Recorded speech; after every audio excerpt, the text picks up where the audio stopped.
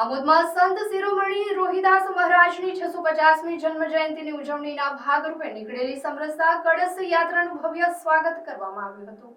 સંત રોહિદાસ મહારાજના જન્મસ્થળેથી લાવવામાં આવેલી પવિત્ર માટીનો કળશ આમોદ નગરમાં આવી પહોંચતા સમાજના આગેવાનો તેમજ ભાજપના કાર્યકરો દ્વારા શ્રદ્ધાપૂર્વક સ્વાગત કરવામાં આવ્યું હતું।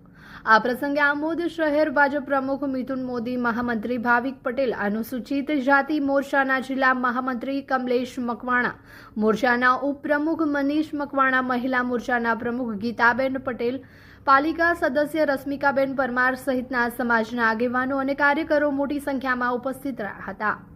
સમરસતા કળશ યાત્રાના આમોદ આગમન પ્રસંગે આગેવાનોએ પોતાના માથે પવિત્ર માટીનું કળશ ધારણ કરી યાત્રાનું સન્માનપૂર્વક સ્વાગત કર્યું હતું। ત્યારબાદ સંત રોહિદાસ મહારાજના જન્મસ્થળેથી લાવવામાં આવેલી પવિત્ર માટીનું પૂજન કરવામાં આવ્યું હતું। સમગ્ર કાર્યક્રમ દરમિયાન ભક્તિભાવ અને સામાજિક સમરસતાનો માહોલ જોવા મળ્યો હતો। પૂજન વિધિ પૂર્ણ થયા બાદ પવિત્ર માટીને આમોદના વણકરવાસમાં આવેલી રામદેવ પીર મંદિર નજીક વડના વૃક્ષ નીચે સમર્પિત કરવામાં આવી હતી।